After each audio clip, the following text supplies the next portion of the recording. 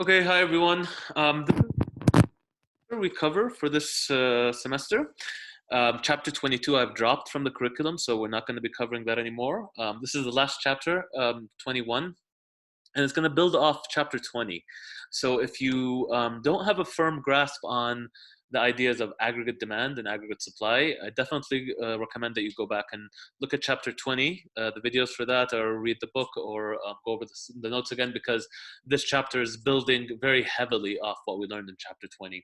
And I need you to be very firm and very firm on those topics. So what we're talking about is going to be, how does monetary and fiscal policy affect macroeconomics, or affect particularly aggregate demand? And that's what we're going to be studying for this chapter. And again, before we even understand how monetary and fiscal policy affects aggregate demand, you need to go back and understand exactly what is aggregate demand, and how does it, and what's the model that we're dealing with. And that's the model of aggregate demand and aggregate supply that we covered in chapter 20. So definitely take a look at that chapter before you dive into this one. So we're going to talk about how do changes in interest rate affect the aggregate demand curve, or particularly affect the macroeconomy.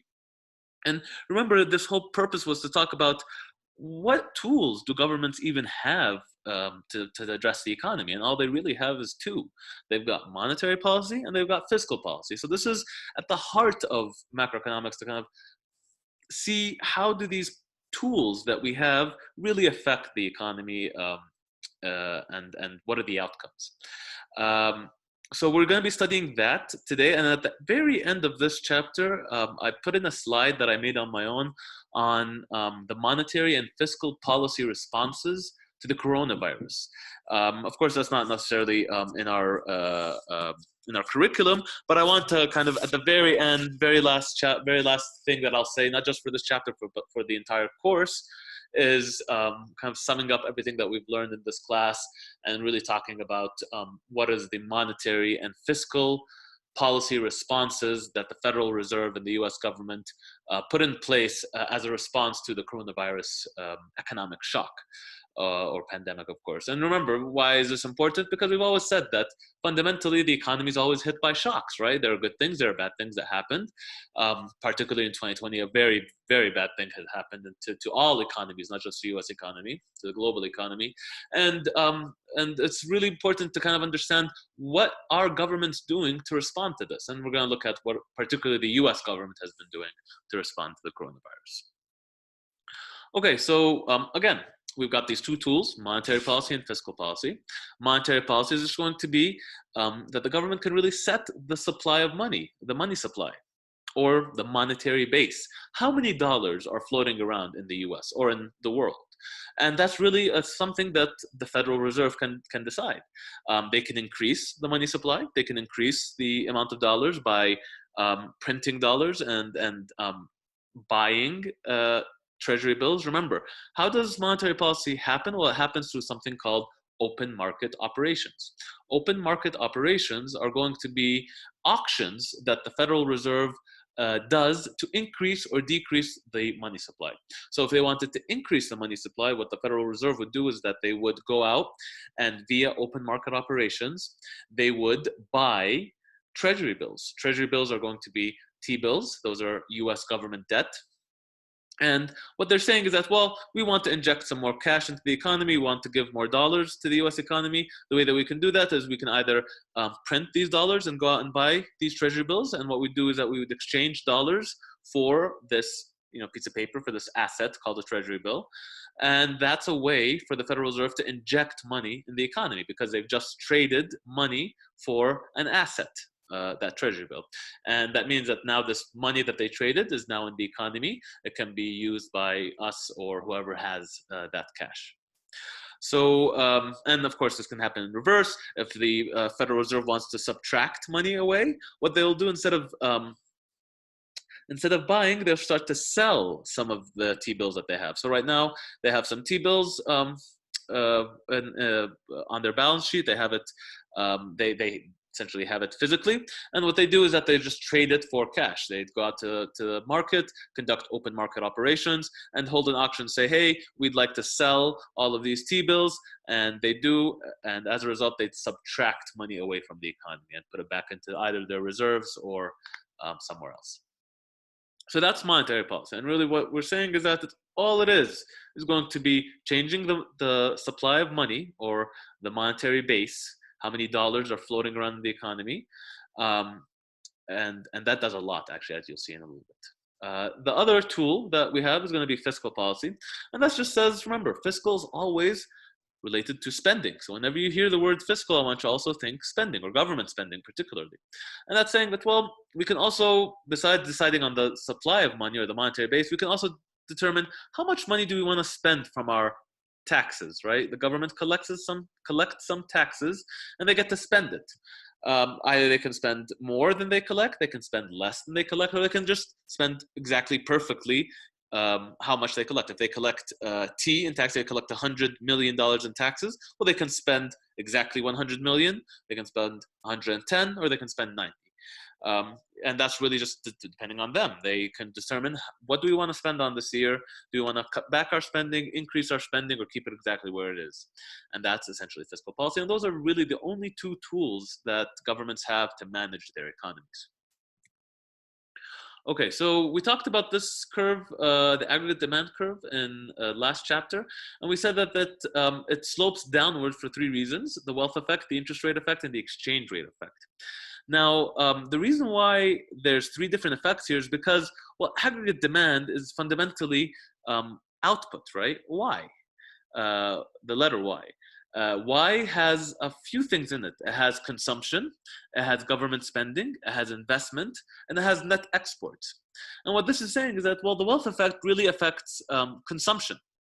And remember, what do we have on the two axes for aggregate demand? We have on the y-axis prices, and on the x-axis y, or output. And this is saying, well, hey, if prices are low, then consumers feel wealthy because they can afford to buy all of this cheap goods because prices are quite low. And as a result, that increases output. The interest rate effect really affects investment more. And it's saying that, well, hey, if prices go down, then output will also go up via the interest rate effect, and we'll look at that a little bit more closely in this chapter. But if these effects aren't clear to you, remember that we covered them quite thoroughly in the last chapter, so I'd recommend that you go and look at the videos for that if these effects aren't very clear to you. But nonetheless, this first one is for consumption, the second one is mainly relating to investment, and this third one, the exchange rate effect, mainly relates to net exports.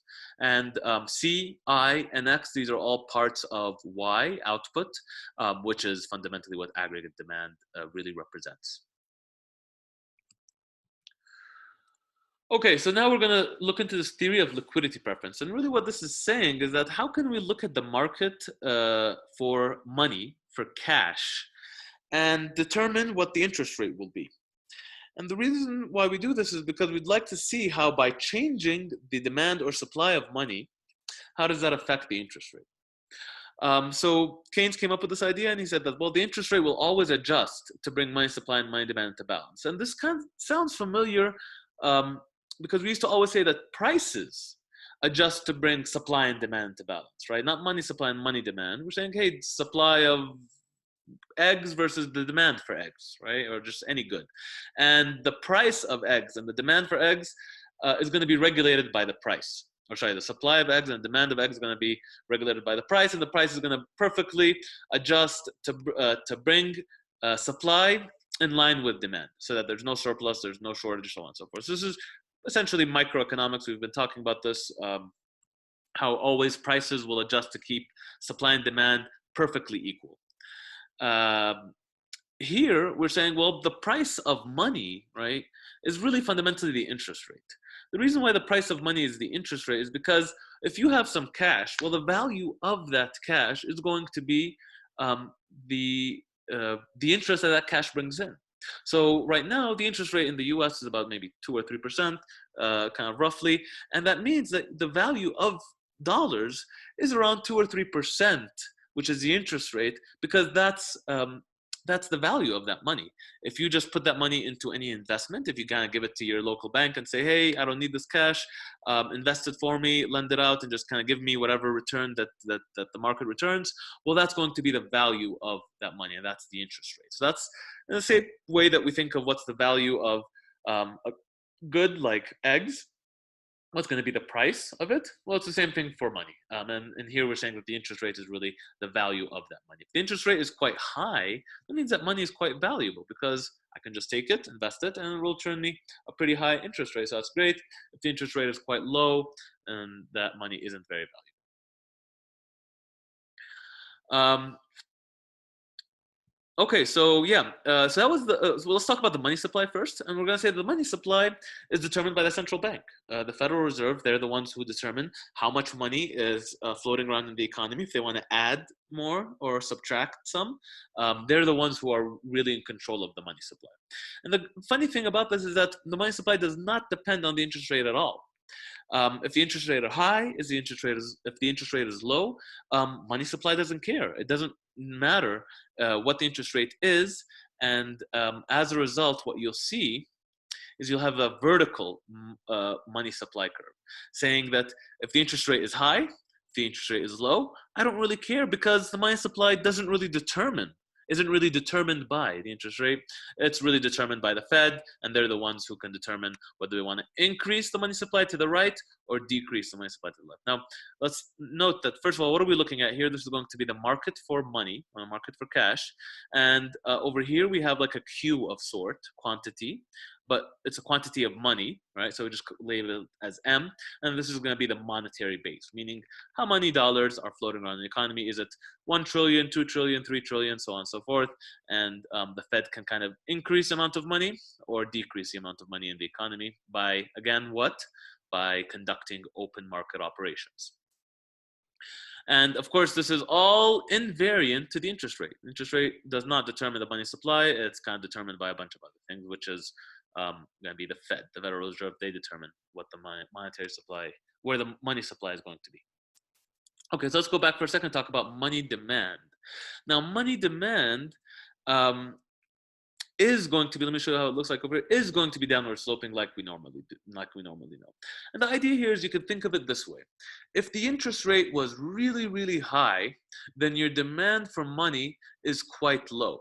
The reason being is because, well, if your money can return maybe a 7 or 8 or 9% interest rate, that's quite high, then you're not going to keep a lot of money in your checking account or in your wallet. You're going to want to say, hey, Chase Bank or Bank of America or whatever bank you use, put this in my savings account, or better yet, put it into an even better account that returns me some higher rate of return, because I know interest rates in the US are quite high. So as a result, I don't really want to hold a lot of money in my bank account or in my wallet. I'd rather lend it out to the economy and have it return this high interest rate. So your demand for money is low when the interest rate is high. And the reason being is because you're going to say, I don't want to keep money in my pocket. I'd rather keep it in my savings account or keep it in some other investment vehicle, maybe put in the stocks or in bonds. But point is, you don't want to hold this cash. You don't want to keep it in your checking account or in your pocket because, well, interest rates are high. It would be such a waste. You'd be losing out on this high rate of return if you kept it in your pocket instead. On the other hand, if the interest rate was really, really low, like say maybe 1 or 2%, as a result, you might have a high demand for money. The reason being is because, well, you start to see that, well, 1%, 2% isn't really quite much. Why should I put my money in a savings account if it's not really bringing in much? As a result, maybe I'd like to keep my cash in my pocket or nearby if I ever want to buy something or if I see an opportunity and I'd like to kind of lock it in. My demand for money is going to be really, really high because, well, there's not really much of an opportunity cost of keeping it in my checking account or in my pockets because, well, the opportunity cost is just 1% or 2%, something quite low. So now you start to see that the money demand curve is downward sloping, and it does change with the interest rate. When the interest rate is quite high, your demand is low, and when the interest rate is low, your demand is going to be high. Okay, now these two graphs pin down an equilibrium interest rate. So that means that where the money demand equals money supply gives you your interest rate R. Okay, let me see if I missed something on this last graph here. So here we go. Reflects how much wealth people want to hold in liquid form, meaning cash. Remember, what is liquidity other than cash, or how close is this asset to cash? Again, stocks and bonds are pretty liquid, but real estate not so much. Um, so assume household wealth includes only two assets. You can either have it in money, in cash, that's money in your pocket, or your change a checking account. But if you don't want to put it in a checking account, then you can also put it into bonds, and that's the idea of the opportunity cost. If the interest rate on bonds is quite high, then you're going to put all your money in bonds and not in cash. If the interest rate is low, then you keep all your money in cash and money, and not put a lot of money into these bonds because they don't really pay out so much. They only pay out a little amount. Okay, so that means that their money demand reflects their preference for liquidity. How liquid do you want to be?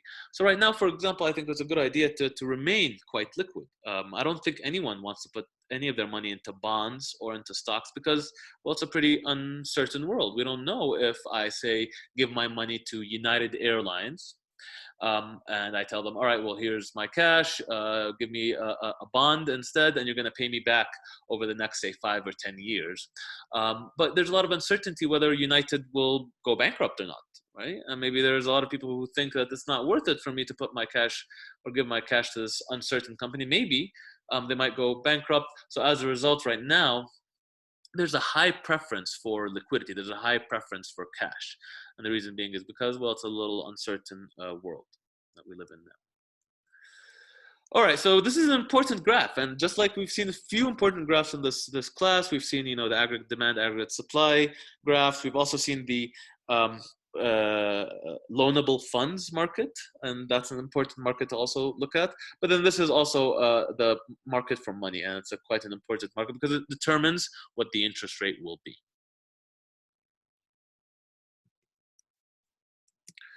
Okay, so what affects money demand? And we're going to say that output, Y, and remember, output is equal to income. So whether it's output or income, those are both Y, and that affects money demand. The interest rate affects money demand, and also price level affects money demand. So let's look at how these affect money demand. Let's talk about Y. Let's say that, hey, what if our income or our output rises? Remember, output is equal to income because, hey, if we produce some Y, well, that also means that that's our income because we sold it to someone else. So don't forget that. So if our output or our income increases, that means that households want to buy more goods and services, so they need more money because, well, Y is higher. To get this money, they attempt to sell some of their bonds. So as a result, an increase in Y causes an increase in money demand, all other things equal. And those things equal being R and P. So the way that you can think about it is that you're saying that, well, if our real income is higher, well, that means that we have a higher money demand because of, well, we're producing more. If we're producing more stuff, that means that less money needs to stay in our account, and they need to kind of go out and either produce or buy this stuff. And as a result, that increases our money demand. So an increase in input increases, or increase in income, an increase in income causes money demand to increase because, well, by definition, our income has increased. If our income has increased, that means that we need to be paying more money to producers, or consumers are forking over more money. And as a result, that increases our money demand. So let's look at a few examples. What happens to money demand when the interest rate, R, rises, but Y and P are unchanged? And let's look at another example, scenario B, where P rises and everything else stays the same. So the first one, well, what happens when the interest rate rises? So let's think about this. The interest rate is going to be the opportunity cost of holding money. Now, if we're saying that the opportunity cost has increased, well, that means an increase in R reduces the quantity of money demanded. Reduces the quantity of money demanded because, well, R is higher. Why would I keep money in my checking account or in my pocket if I can just invest it, put it into some asset, and that asset will return a higher rate of return or some high R, right? So as a result, I'll take money out of my checking account and put it into maybe bonds, right? We'll go out and buy bonds, or maybe I'll give it out to United Airlines, or I'll give it out to Twitter or Facebook or any company that I like, and though that company will pay me some rate of return, and that rate of return is supposedly higher now because it's risen, and as a result, I'm going to reduce my quantity of money demand. I'm going to take that money and give it to firms instead. So as a result, an increase in R causes a decrease in the quantity of money demanded. And remember, the decrease in quantity of money demanded, this is really, you can think of it as money in your pocket or money in your checking account. And the reason being is because a higher R says that you're going to take money out of your checking account and put it into some assets, put it into some investments. You're going to either lend it out to firms, or you're going to maybe buy stocks or bonds, which is really the same thing as well. So point is that an increase in R causes you to decrease the quantity of money demanded, and this is really the quantity of money demanded being in your checking account or in your pocket that's kind of sitting idle. And if R is high, you don't want to have money idle, you want to go and put it into the economy. So let's look at an increase in P. Well, if increase in P means that everything is more expensive in the world. And if everything is more expensive, that means that the price of coffee, the price of donuts, the price of your lunch is all going to be more expensive. So as a result, you can immediately start to think, well, if everything is more expensive, that means I need to keep more money in my pocket or more money in my checking account to continue buying the same things that I was buying yesterday. So as a result, if P rises, we already know that that should cause an increase in money demand because, well, now I need to have more money in my pocket in order to buy these more expensive things now. So as a result, an increase in P causes increase in money demand. So all this is really trying to show you is I'm trying to give you a way of thinking about how do changes in some of these economic variables affect the curve. So here we're going to say how the interest rate effect works. So first of all, a fall in prices reduces money demand. Reduces money demand. Why? Well, because if prices are lower, that means that it's cheaper to buy the cup of coffee and my lunch on any given day. So as a result, my demand for money decreases.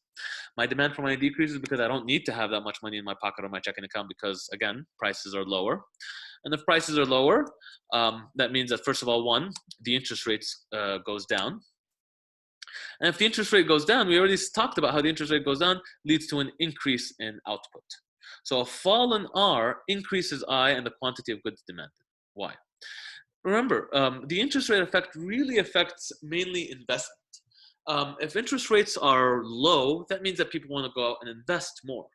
If interest rates are high, people don't want to invest so much because I don't want to pay 7 or 8% on a loan. So as a result, I may not want to take that investment. So here all we're trying to say is that a decrease in prices led to a decrease in the money demand, right? Which caused a decrease in the interest rate. We went from R1 all the way down to R2. And that decrease in R2 will move us along this output path. And this is saying that, well, if R is really, really low, well, that's going to increase my investment because, well, if R went from here to down there, that means there are some people out there that didn't used to take out loans over here. They're saying loans at 7 or 8% was quite too high, but when it went down to maybe 3 or 4%, they say, okay, well, at this point, I will go out and take out that loan and open up my investment or maybe my business or my firm or so on and so forth. So this is going to be the story that we tell when we have changes in prices or changes in interest rates. So the Federal Reserve uses monetary policy to shift the aggregate demand curve. The reason being is because the Fed does have a lot of impact on aggregate demand, but not so much on aggregate supply. Remember, aggregate demand has all of a demand in it. Demand comes from where? Comes from consumption, comes from investment, comes from government spending, and comes from net exports, right? So the AD curve can really be looked at as your output fundamentally, and your output is also breaking down into smaller chunks like consumption, investment, and government spending. So the Fed can really shift the aggregate demand curve by changing the interest rate in a manner that we just talked about over here, right? We can say that the interest rate will change some R, and that will lead to some change in the aggregate demand We can't really affect the aggregate supply curve because aggregate supply is more of a function of prices. Supply, if prices are high enough, then producers will say, hey, this can cover my costs. If my cost is such and prices are higher than the cost, then I can go out and invest. And there's not really that much interplay between monetary policy and aggregate supply. However, it does affect aggregate demand a lot because mainly in aggregate demand, we have inside it investment. And investment is very sensitive to interest rates, right? If interest rates go up, then I don't want to invest. Investment is very expensive.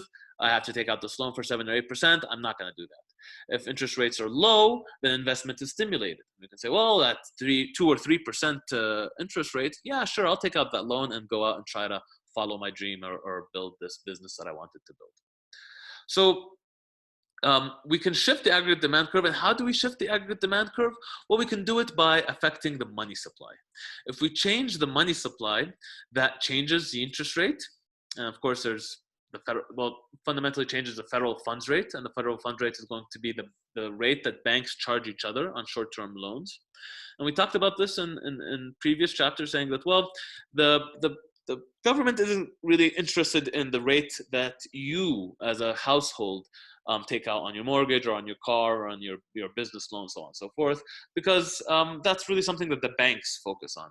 Governments or the Federal Reserve, the Fed, really focuses on the federal funds rate, and that's going to be the rate that banks, that JP Morgan, Bank of America, Wells Fargo, charge each other. So there's no households here. And really by the government focusing on that rate, the federal funds rate, it also cascades down to households. So if they can say, hey, if I can keep the federal funds rate at 2%, and I know that the banks will just add another extra 1% to the federal funds rate when they go and they loan out to households, then they just really need to focus on changing this, because they always know that, hey, banks will just add their spread. And the spread is going to be maybe, say, they add 1 or 2% to whatever their cost is, and that finances, their nice ties and nice, offices and so on and so forth. So banks have their own costs, and they just add that on top of their federal funds rate. So if the federal fund rate is going to be 2%, then banks say, okay, well, federal fund rate 2%, let's just add to it our cost or our spread, and that's just going to be an extra 1 or 2%, whatever the number is. And that cascades down to you, the household. If the federal funds rate is 2%, the spread is another 2%, then that means that your interest rate is going to be about 4%.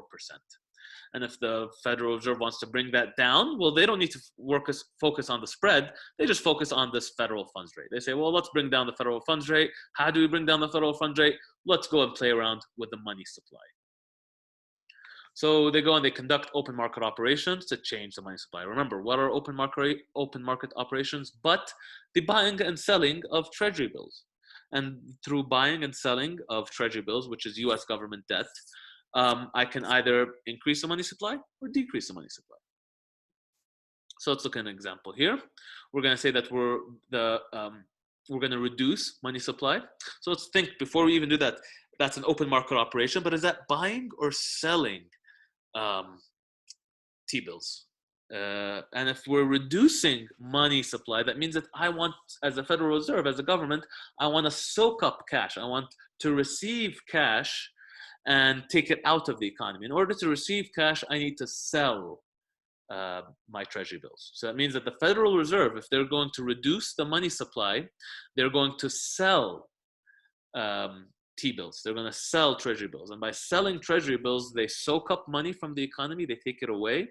And as a result, we have a decrease in the money supply, as you see here. So they've reduced the money supply by selling these assets. They've soaked up some cash, and it's no longer in the economy. And look at what the effect is. Well, the effect is going to be an increase in the interest rate. Okay. So an increase in interest rate reduces aggregate demand. So why does it reduce aggregate demand? Well, let's think about it this way.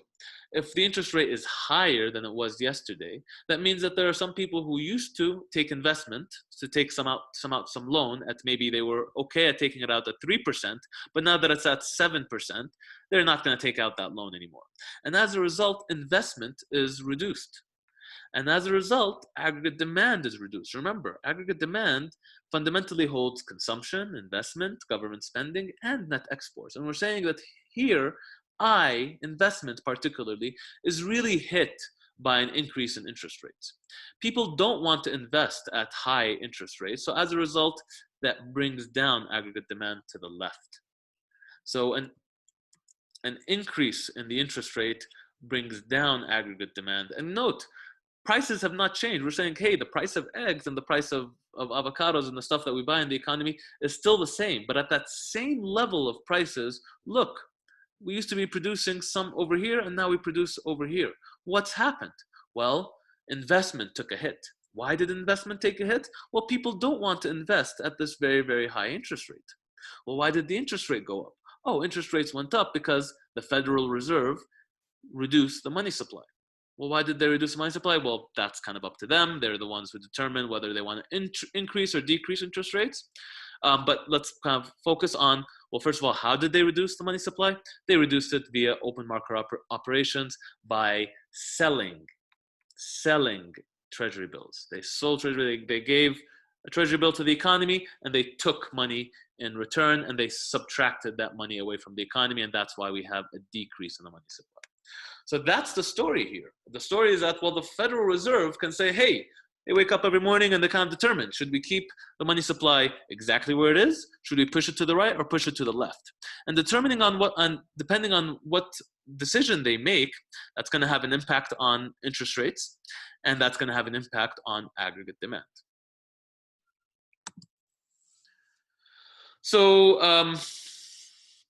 So money supply is kind of hard to measure with great precision because there's so many dollars out there, and it's not just all in the U.S. It can be also internationally. Some dollars are held over in China or in the Middle East.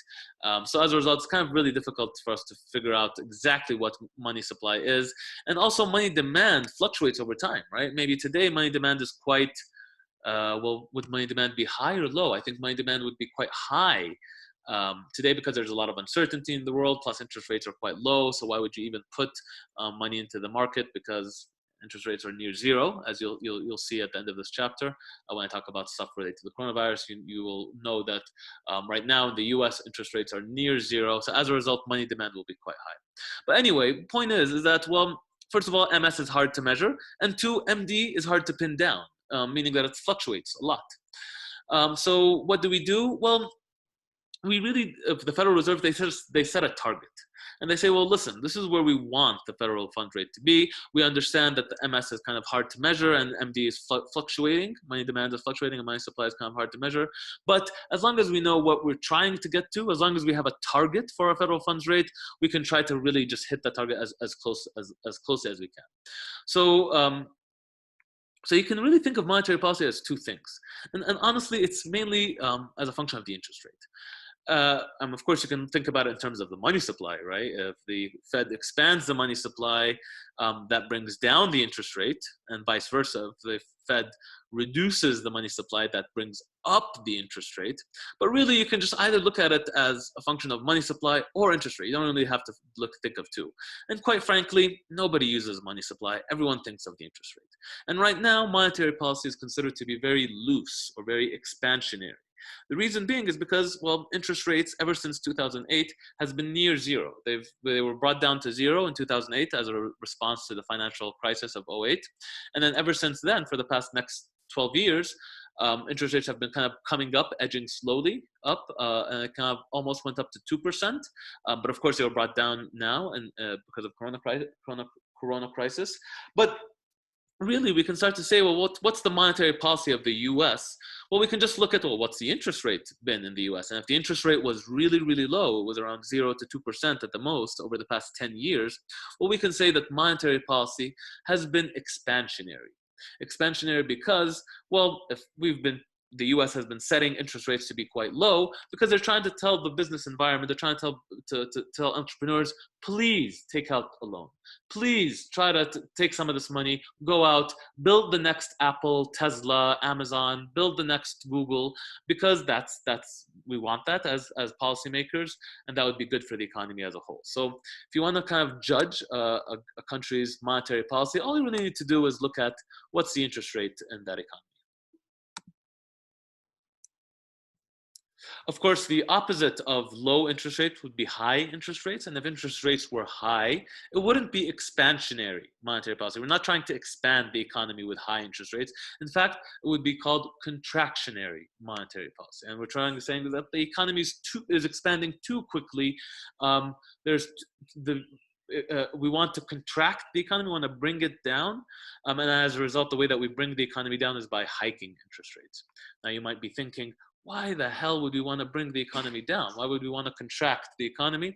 Well, we'd want to contract the economy if inflation was getting too high.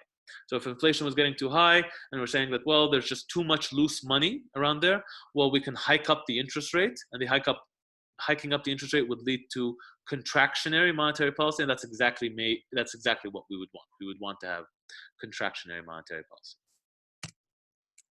All right, so let's take a few examples.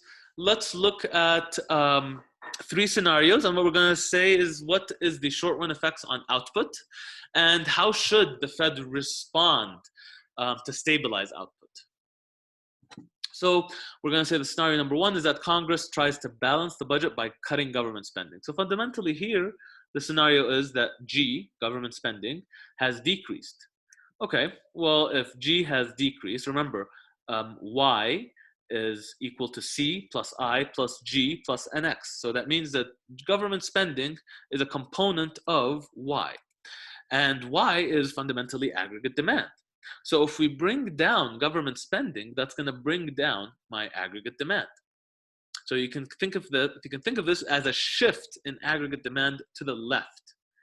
You can think of it as exactly the same as this graph over here. At the same level of prices has not changed. The price of eggs and avocado is still the same. We are now producing at this way lower level of output than we were yesterday. Wait, what gives? Why are we now producing at Y2 instead of Y1? Well, again, because government spending went down. That's the scenario. This here is going to be Y, and inside Y is consumption, investment, government spending, and net exports. And this scenario just said, well, we cut government spending. So as a result, that reduces aggregate demand. And what should be the response of the Federal Reserve? Well, the Federal Reserve would say that I would want to bring aggregate demand back to where it was. I want to stabilize aggregate demand. So as a result, I'm going to bring down my interest rate to increase aggregate demand. Remember, a decrease in interest rate increases demand. So as a result, if I know that I'm trying to increase my aggregate demand because I'm trying to accommodate this reduction, so if we have a reduction over here, that means I'm trying to accommodate it. I'm trying to counterbalance that reduction. So that means I want to increase my aggregate demand. How do I increase aggregate demand? Well, you need to reduce your interest rate to increase aggregate demand, because at a low level of interest, that means that people are going to go and take out loans and try to build their businesses. So that means that investment is increased when we reduce R, and that leads to an increase in aggregate demand. But then again, how do we reduce R? Well, you reduce R by increasing the money supply. Okay, and that's going to be the other graph. That's going to be this graph that we looked at over here. Of course, this is a reduction over here, but you'd be going in the opposite direction. Let's see if we have a graph. Do we? We don't have a graph. Okay, but fundamentally, we're just trying to say that, well, the scenario is a decrease in G that decreases my aggregate demand. And as a policymaker, as an economist at the Fed, I'm trying to bring aggregate demand back to where it was. So that means I need to increase my aggregate demand. To increase aggregate demand, I need to reduce my interest rate. To reduce my interest rate, I need to increase my money supply.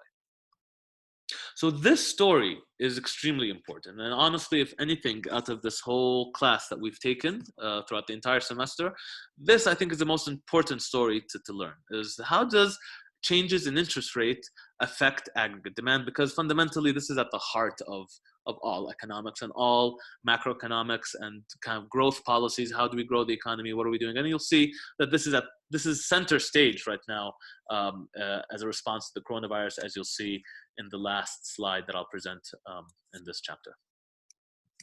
Okay, so let's talk about another scenario. We're going to say now we have a stock market boom, and that increased household wealth. So if household wealth has increased, that would increase aggregate demand, right? Because if households are wealthier, that means they're going to consume more. If I have more money in my bank account because of a stock market boom, well, maybe I'll go out and buy a Tesla, right? Or maybe I'll go out and buy a Lamborghini or something nice. And as a result, that would increase aggregate demand, and that would raise output above its natural rate. So the Fed would say, well, hey, aggregate demand is higher than where it's supposed to be because the stock market boom. So what do I need to do as a Federal Reserve? Well, I'm trying to counteract that effect. So if we have an increase in aggregate demand, I'm going to try to reduce aggregate demand to make things equal. And to reduce aggregate demand, I'm going to need to increase my interest rate because a higher interest rate reduces investment, which reduces aggregate demand. And in order to increase my interest rate, I need to reduce the money supply. Okay, last example. We're going to say that war breaks out in the Middle East and oil prices are soaring. So the first question you want to ask yourself, does that affect demand or supply? And I think it does affect both.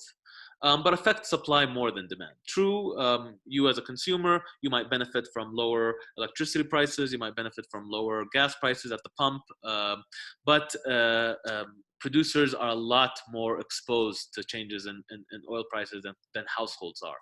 So we say that a change in prices like this, and input prices really affects the supply side more than demand side. So we'd say that this reduces aggregate supply. Why does it reduce aggregate supply? Well, oil prices are higher. That means that producers can't supply the same amount that they used to because they now have to fork over more money for the increase in prices. So output will fall. So what do we do this? If Y has decreased, what do we do? Well, if we reduce aggregate supply, the way that I can counterbalance this is by increasing demand. So that means if I know that to counterbalance this reduction in aggregate supply, and I would like it if I could, as an economist, if I could directly affect aggregate supply. If this is reduced, then let me do something that would increase my aggregate supply. But I can't do that as an economist. I can't really affect aggregate supply. What I can affect is demand. I know I have control over aggregate demand by changing the interest rate, by changing the money supply. So let me go ahead and do that. If I can't affect the aggregate supply, and this is a reduction in aggregate supply, then what I can do is I can increase the aggregate demand, and that will counterbalance this effect over here.